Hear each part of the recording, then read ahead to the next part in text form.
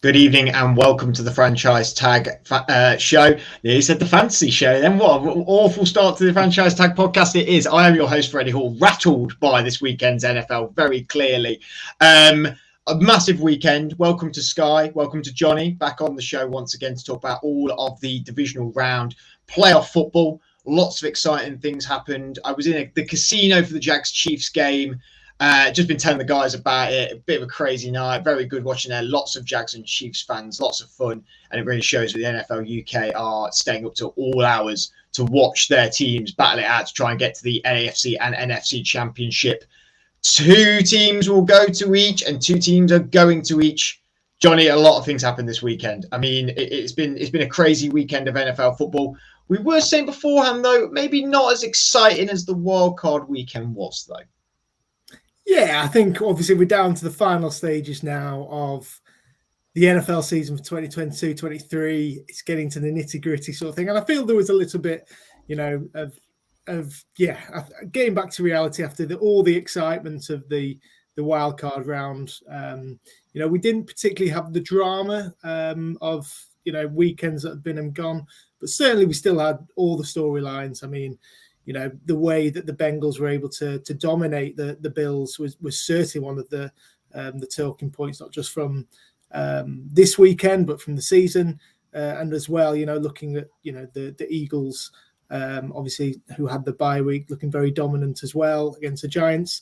So, yeah, it all makes for a very exciting penultimate weekend in the NFL. And, yeah, really looking forward to watching the conference championships on Sunday.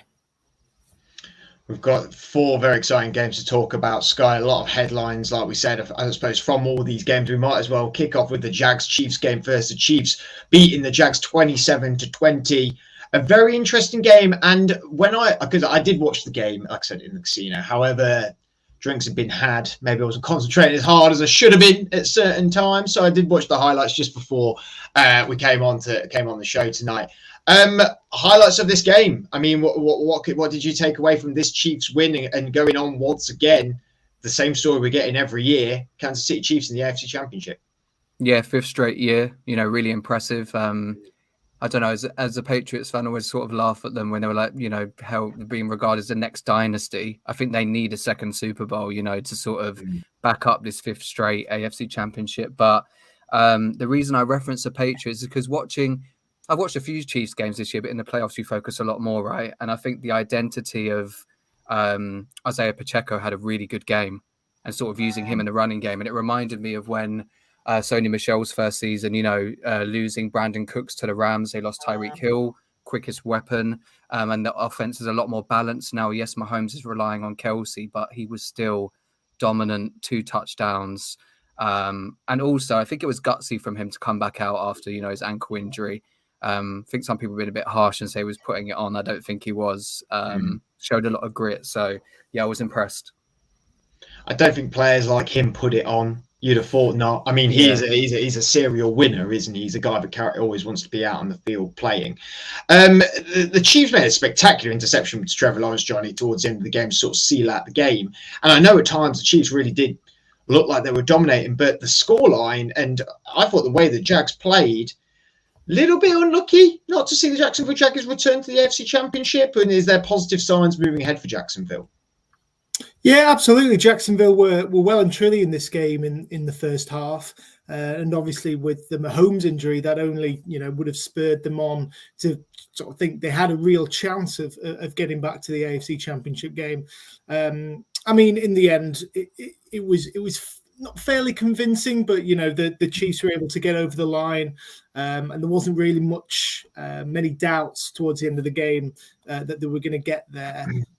But yeah, it's been a brilliant season, I think, for the Jaguars. They've been, quite inconsistent in patches. I think, but Trevor Lawrence has come on leaps and bounds towards, the end of the season and into the postseason. So they've definitely got the building blocks. A really sort of young franchise, both sides of the field. I think that, they have the offensive weapons and they can add to that as well to really take their game to the next level. So yeah, I'm looking forward to seeing them back next year. They'll certainly be the team favoured for the AFC South. Quite a weak division, but the Jacksonville Jaguars can really now start to focus on building a team that can go far in the playoffs, not just perhaps just getting there. So yeah, very excited to see them in 2023 and see what how far they can go over the next few years. You talk about favourites, Sky. I mean, do the Chiefs now take the number one spot as favourites to win the whole thing? I read this morning about how, I don't know when they've been doing the bookies odds in the US, but apparently it's the closest ever between the final four teams. I would still say the Eagles and then maybe the 49ers have the most well-rounded teams. The Eagles probably have the best D-line, arguably best secondary, and a really strong offense. But I mean, the Chiefs obviously are prolific as well. I don't know. I'm copping out and saying I don't know who I'd put as number one. That's okay. We can have you copying out on this podcast. Don't worry about that. We move on to the next game, but it was on to Saturday into Sunday morning. And commiserations for our fellow podcaster Andrew Manning. Andy was with me, did stay up till halftime, then watched the rest of the game in the morning with me. And really, Johnny, the only blowout of the weekend, Eagles beating the Giants 38-7. A game that the Eagles just felt in control the whole time. I felt at times like they didn't really they shifted into gear at some occasions, but were definitely just head and shoulders above the Giants. I think they really showed their class and style in this game, didn't they? Yeah, I completely agree. I don't think the Eagles got really into top gear in this game, but they didn't really need to. I thought. There was no apparent sign of the damaged shoulder from Jalen Hurts. He put in a really commanding performance from the center, and his decision making's just become one of, if not the main asset of his game, and I think that showed on the scoreline. So yeah, it's obviously the Eagles coming off the bye needed to prove that they still the dominant team in the NFC, and they did that. Obviously for the Giants, it's disappointing end to the season, particularly after the performance against the Vikings. But you can't take anything away of how much they have overachieved in terms of their expectations before the start of the year. Obviously Daniel Jones had a difficult day out at the weekend, but I still think he's done more than enough to silence doubters over his future as a starter in New York. So I'm looking forward to him, hopefully taking another step forward in his game next year. But yeah, getting back to the Eagles, this weekend's encounter, the two top teams perhaps in the NFL, the two most complete teams, I think, the Eagles and the 49ers.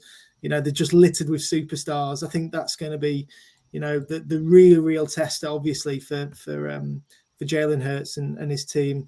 So yeah, I think they're just going to have to step it up once again if they're going to have any chance of overcoming the 49ers, particularly in the form that they're in as well. Now, I may have been picking this up wrong, Sky, but I thought I saw a little wry smile when Johnny said that Daniel Jones had proved his worth and definitely seemed like he should be the quarterback in New York. Are you prone to disagree? Do you want to counter the argument? I didn't know my smile was that visible, but I know last time I was on, I mentioned about not being sold on him. I saw that he had 24 rushing yards on 6 attempts compared to 78 versus Minnesota, 135 passing yards against the Eagles, only 301. And I think Minnesota didn't do it, but the Eagles proved that if you can keep him in the pocket and get pressure on him, then things aren't going to happen. Of course, don't want to be too harsh on Daniel Jones. He's had a good season and they're lacking weapons in terms of receivers. But I don't know if they would ever, as good as Brian Dable is, as much of a star Saquon Barkley is, I don't think he's the quarterback to take them all the way. But unfortunately, which is really good for him, he's had a good season personally, so they'd be harsh to swap. But then in 2 years' time, if they don't, or 3 years, if they don't make it, then you have the same question mark. So I'm not saying they should change, but I was quite satisfied to see what the Eagles defense managed to do, because it sort of just reaffirmed what I thought. Yeah. I know it's been a lot. I've heard a lot of people say the next day straight after the game, I woke up to text saying that it sort of proves what Daniel Jones can do when he does have pressure on him. I would argue that he came up against the best pressure team in history. I mean, don't they get have more pressures than like the famous Bears defense in the 80s? Like it's something ridiculous out of their sack rate or something. This Eagles team is so formidable, Sky. And what do you think is the makeup of this team that makes it so good and so formidable? Is it the fact that their roster is so complete? Is it the fact of they just rode a good wave? They've had quite a favourable schedule. Is it the fact of they added the weapons in the right places? What do you reckon makes this team so special at the minute? I feel like they're a team that we could talk about all day, right? Because they set the single season record. I think 4 players had double-digit sacks, regardless of the schedule. You know, that's impressive in itself. Secondary with Slay, Bradbury, Avonte Maddox. You know, they've got players there, and then to go and get AJ Brown. Yes, people were saying that they played well together in college, but him and Jalen Hurts have showed great rapport, and I think that's freed up the likes of Smith as well. Everything's just clicked. They got a committee of running backs. Their O-line is probably the best in the league. Kelsey, Lane Johnson. So that sounds like a cop-out, but in a good way, because literally every area is stacked. So at first I was one of them thinking, the schedule's easy, but seeing them in the playoffs, there's no reason why they can't go all the way. And I think as well, the Eagles historically in the last few years have had injuries. They've had injuries all over the place. The O-line especially. And this year they've kept healthy. And what would they have done in the other years if they just kept healthy, I suppose? So it really shows how much a formidable team this is, and how much I think it will carry on being that way going forward. I think they're going to have to look at the draft, because some of these guys are getting older, which they have started to do. They drafted Jordan Davis this year. That's your, Fletcher Cox replacement there. They're going to look at different levels now of where they can replace as they get older. And I think that they're a smart organisation, and a credit to them of how good they've been this year and how well they performed against the Giants.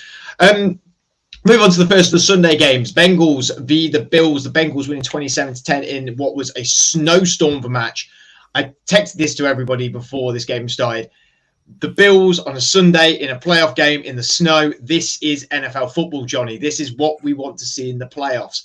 And a tightly contested game this was. But I said the Bengals, they're the team you didn't want to play in a playoff game at the minute. And they really showed, didn't they?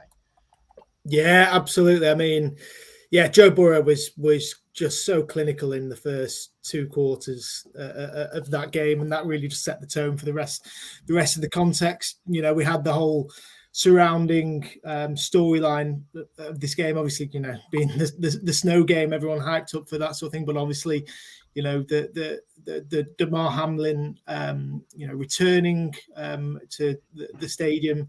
Obviously, Bills and Bengals played together in the game where he suffered the cardiac arrest. So emotions were running high, and obviously that takes a bit away from the actual contest. But yeah, I think the Bengals just absolutely set the tone. The amount of people that Burrow was able to find and stretch the Buffalo secondary was just extraordinary, I think. And yeah, I think I said it on, I think last week, I was convinced that the Bengals were, are looking the team that setting alight the AFC. I think they can go all the way once again this year, and that's Joe Burrow is the man who's leading them there. He is probably the most informed quarterback in the NFL at the moment, and yeah, I think after this game, there's no reason why he can't go on to become the number one player in his position. He deserves to be in the MVP race, and hopefully in the next couple of years he can prove that to people, and carry on competing with the big teams like the Bills and the Chiefs, which is where they are at the moment. Sky, the saying, always the bridesmaid, never the bride, really does apply to the Buffalo Bills a little bit. Yet again, missing out on a Super Bowl. I was, as most of you know, I was backing them to go to Super Bowl and win it, because I do think they deserve to have some sort of award, I suppose, some sort of Super Bowl in the last few years. I think they've just been spectacular to watch and really changed the game. And Josh Allen's improvement has just been so good. They're so close every year. What is it about them that doesn't get them over the mark? So tough to say, but I think I tweeted straight after the game saying they're just reminding me of Aaron Rodgers and the Packers now. They're like the media's darling choice. And there's nothing wrong with that. Fantastic in the regular season, but just something doesn't click in the playoff games. And it was, I know Johnny touched upon it there, it's just sort of the way they lost, to only score 10 points at home in a playoff game is, I was shocked. Like the Bengals were so impressive. And I don't know what it is. I can't pinpoint it. We saw how frustrated Stephon Diggs was, which I don't think was a good sign, because in the last couple of years, they sort of were like, well, we lost to the Chiefs because of the overtime rules. Well, they've changed the overtime rules and they couldn't even get to overtime this time because they sort of got blown out at home. So I don't know what it is, but I mean, I think they've got players coming up for contract renewal, probably not loads of salary cap space. So I don't think it gets much easier is what I'm saying for them down the road, but they'll still always be in contention as long as they've got Josh Allen. And obviously the narrative, Johnny, comes out immediately when this happens with teams is that Josh Allen can't win the big one. Do you think that's a fair criticism? Because they've not been to the Super Bowl. They've been the AFC Championship, lost there to the Chiefs. I hate it usually when people get that tag rat line, but sometimes it does sort of prove true. Tony Romo, I mean, he's a fantastic commentator, but he did not do well in the playoffs ever. I mean, he's still young, isn't he, Johnny? Like, he's got time. Yeah, I mean, I love Josh Allen. I think he's a brilliant player to watch. But, he's been in this position a few times already, and he's not been able to get his team over the line. And people, if this continues to happen, will, put question marks in it. And I think whether that's fair or not, that's another question. But yeah, I think that just how there's something not quite right in Buffalo. We've sort of pictured them, I think, coming into the season, seeing them in the first games against the Rams. I was convinced, that this was going to be a different Bills that we've seen from previous years. And, we saw that in the regular season, but it just doesn't translate into the games that really matter in the postseasons. But yeah, I think it was, the manner which the Bills lost, which I think surprised and shocked a few people, especially, looking at this team, particularly the defensive front, which they've got a lot of first rounders in that unit. Ed Oliver, Rousseau. This was a massive argument. Byron, who is on the fantasy show, this was one of his big gripes about this year and about this playoff game was that every year when we had our weakness, we've gone and got it. So my big critique, and me and Andy's big critique a long time ago was they don't have a number one receiver. They went and got Stephon Diggs. Last year, it was we don't pressure the quarterback. In fact, 2 years now, it's been we're not pressuring the quarterback enough. They've spent multiple first-round picks. They brought in Von Miller. I know Miller's got injured and that didn't work out in that sense. But can you see the Bill frustration here with that?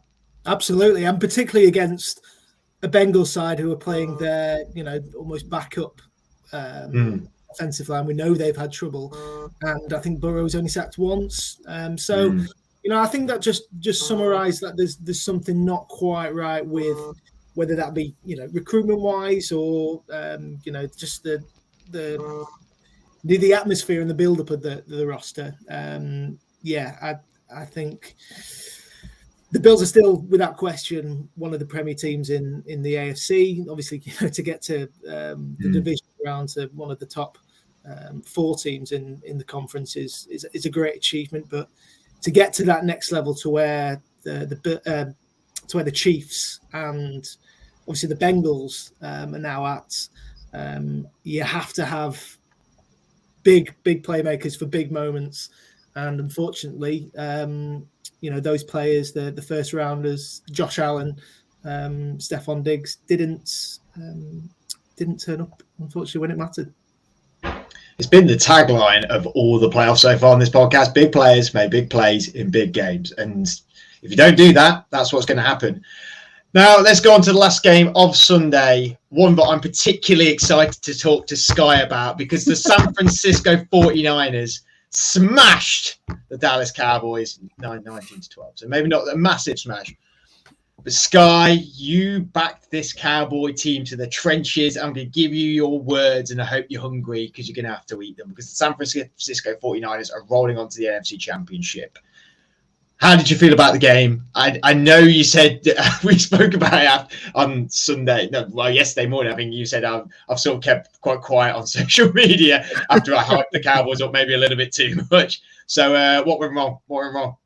My first tweet was this was an early April Fool's joke, which got a few likes. So I think, to be fair, there was a tie game where there was, you guys were saying, big plays, big moments. And I know you can't sort of home in on one or two moments, but it was a tie game, and Dak was backed up on his own end zone, hit Lamb. And then on that drive, it was 3rd and 5. And I think Fred Warner he broke up a pass for CD Lamb. And then literally that next drive, Purdy hits Kittle, they score.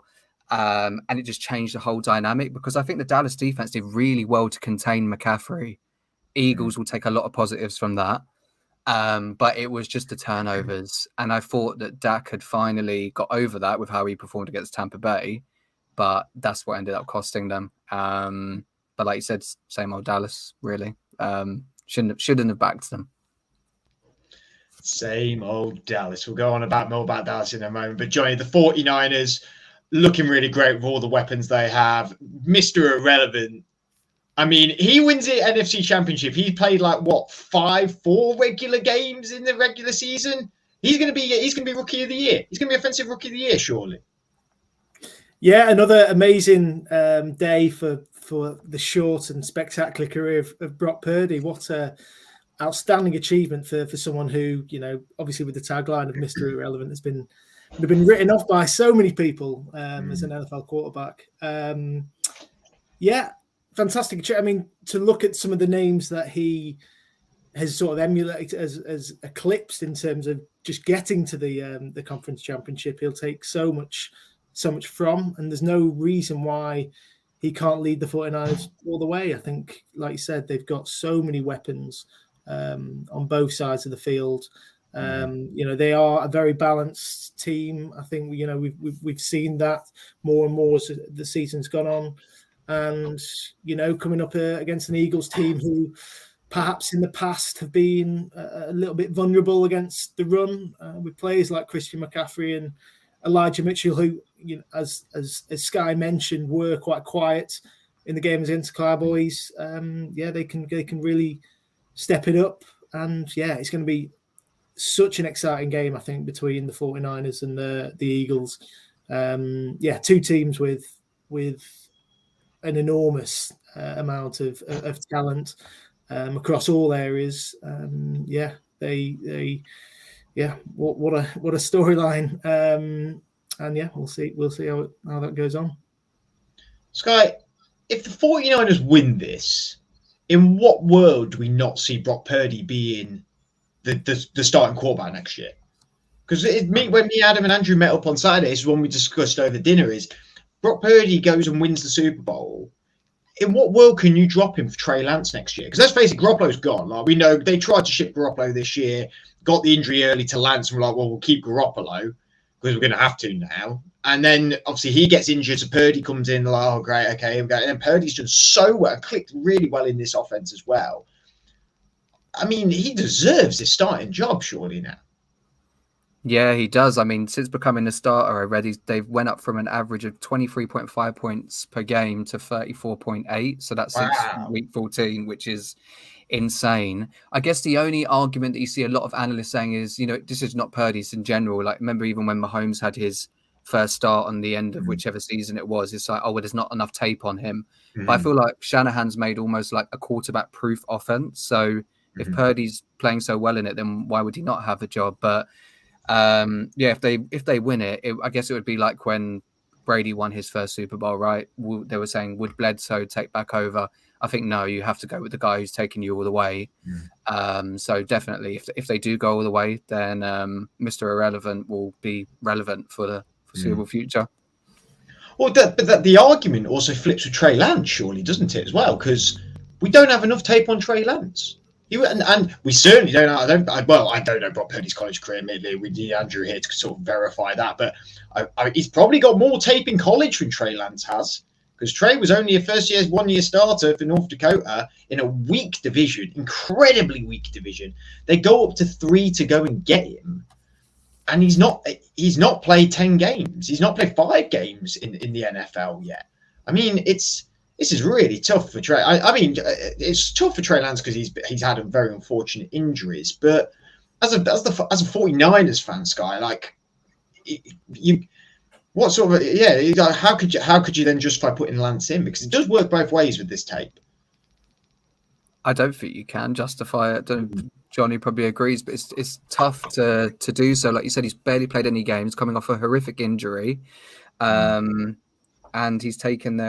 Purdy's taken the offense to the next level. Yes, they've got playmakers, but I mean, to improve that offense by the amount of points I said when he was taken over from Garoppolo, who's been a starter in that offense for years, it just speaks volumes. But then I guess, what do? They probably have to go and trade Trey Lance.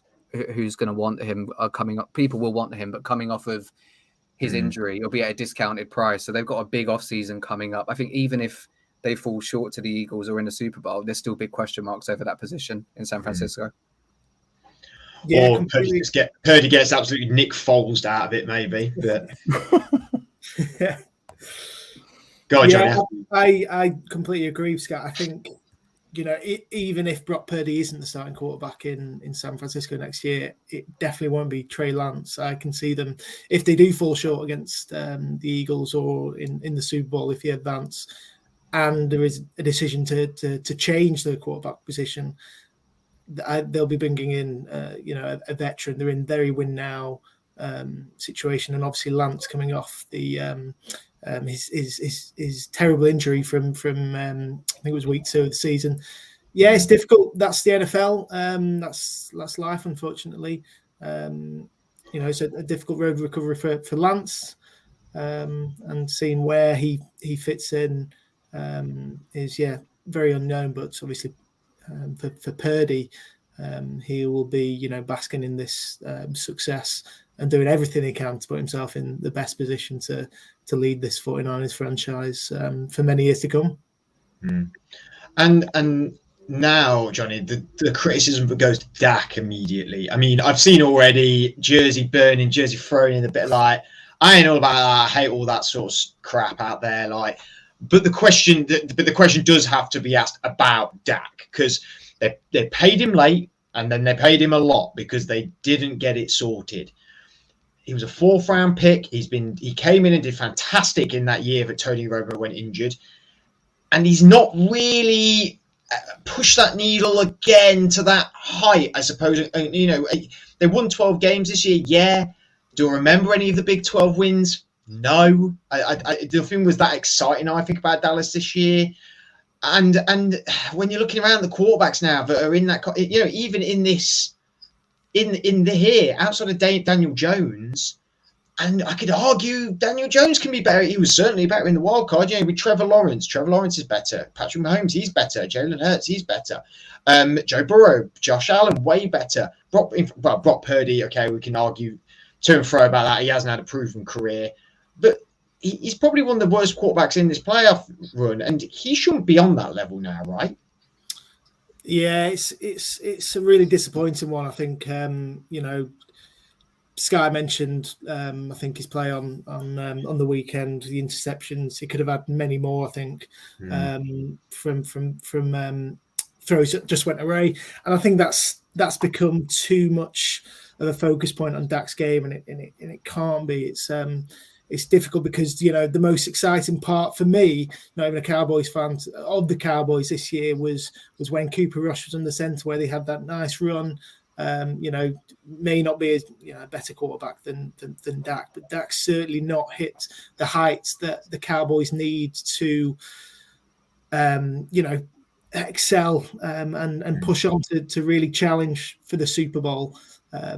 He's very inconsistent. Yes, he has some really good games, like he was brilliant against the Bucs a couple of weeks ago, but then this weekend against the Niners, it just comes crashing down. But something massively has to change for Dallas. We've said this for I think a few years now.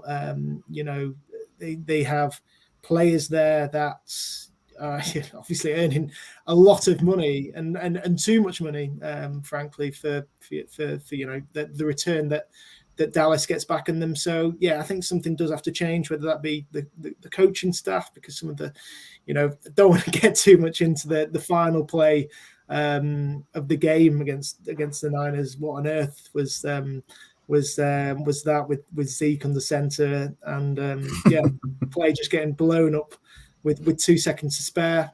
You've got to give got to give your weapons a chance. I think if you're going to play a trick play, don't do it with all the sort of experimentation that they were putting on their offensive line. Yeah, something has to change, and I feel there's changes galore, particularly with the coaching staff. I feel that's my sort of call. So yeah, we'll see what Dallas are like next year, but yeah, not again, just very disappointing for fans. Once again. Well, it's not like they don't have a historical backstory or anything like that where they had years of success. And Trey Lance to the Cowboys, maybe. You never know. I mean, stranger things have happened. But let's have an eye forward to this Sunday, 8 o'clock NFC Championship at 8 p.m. The San Francisco 49ers go into the Philadelphia Eagles. A matchup I would consider of two of the most complete rosters, if not the both complete rosters in the league, Sky. Who do you see coming away with this? 13-4 the 49ers in the season, 14-3 the Eagles in the season. Both so impressive. 49ers have got over so much adversity this year as well. The Eagles have just been a slobber knocker of a team. They've been so good. Who can you see walking away with this weekend? I have to admit, the more I've looked at it, I feel like whoever I pick will lose. I don't know. It's just the way I feel about it. But when I was sort of, like you said, they're both the most complete rosters in the whole NFL. But when I look at who has the edge, I do give the edge to the Eagles in the areas quarterback, offensive line. I just think that they have weapons of their own. I think the corners such as Slay and Bradbury might not be as quick to go against Debo and Brandon Ayuk, but they still have the talent to go up against them. And I like the Eagles defense to sort of shut down San Francisco's weapons more than the other way around. So I would give the edge to the Eagles. You could tell I'm saying it cautiously, but I think, either way, whoever wins, it won't be more than one score. I expect a tight game. I hope it is as well. I feel like partially a bit of me has overtime written all over this, which probably is completely incorrect. But Johnny, are you back in Sky with the Eagles beating the 49ers at the Link? I'm going to go the flip side and argue against. For the last month or so, I've thought the 49ers have looked the most complete team in the league. Like we've mentioned, so many players, so many elite players on the roster. But yeah, this is a matchup which is just so tight, very close to call. I think, I mentioned how the 49ers can beat the Eagles. I think, they have to make sure the running game is on point. I think we saw it against the Commanders, how the Commanders were able to put a blueprint on beating the Eagles early in the season. So I think, targeting the run is a real focus, and obviously they've got such elite running backs, the 49ers. The Eagles, I think, they're so balanced and versatile going forward, being able to throw passes and connect with passes all over the field. I think they just have to keep targeting different receivers, getting everyone into the game, and on defense obviously putting the pressure on a rookie in Brock Purdy and hoping he crumbles or makes some mistakes. I think that's their sort of way to win. But yeah, it's very close to call, almost a sort of coin flip for me. Two extraordinary teams, who are both very deserved of being where they are and getting a place in the Super Bowl. I had this NFC Championship called for quite a while, to be fair. I thought that the 49ers and Eagles were going to get there against each other because I think it's so hard to call. I'm like mega excited about this game. I'm mega excited about both games, but I'm more so excited about this game because I just think it will be like gritty, hard hitting. You've got Hassan Reddick, Nick Bosa, like two great guys off the edge. AJ Brown, Deebo Samuel, two premier elite wide receivers. Jalen Hurts and Christian McCaffrey, two premier running backs. Did no one get that? Did no one get that little joke I put in there? No, I didn't buy it. No one find it very funny. Just didn't buy it. Oh, what's a guy got to do around here to get a little giggle? I mean, come on. I would love the 49ers to go through, but I still think Eagles are equally.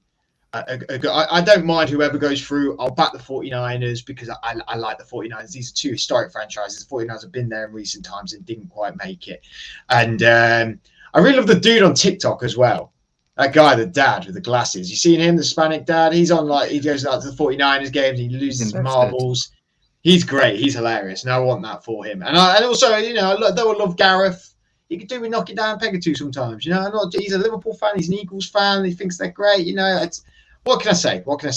I like an underdog to win, even though they're the second seed, I suppose. The FC Championship. Johnny, the Bengals going up against the Chiefs. Bengals going 12-4 in the season. Chiefs going 14-3. Obviously, the first seed against the third seed. This feels like fireworks with Patrick Mahomes and Joe Burrow coming up against each other. Yeah, absolutely. I think obviously two of the best quarterbacks in the entire NFL coming up against each other. Has all the hallmarks of a classic, and obviously a repeat of last year's game. So we're expecting big things.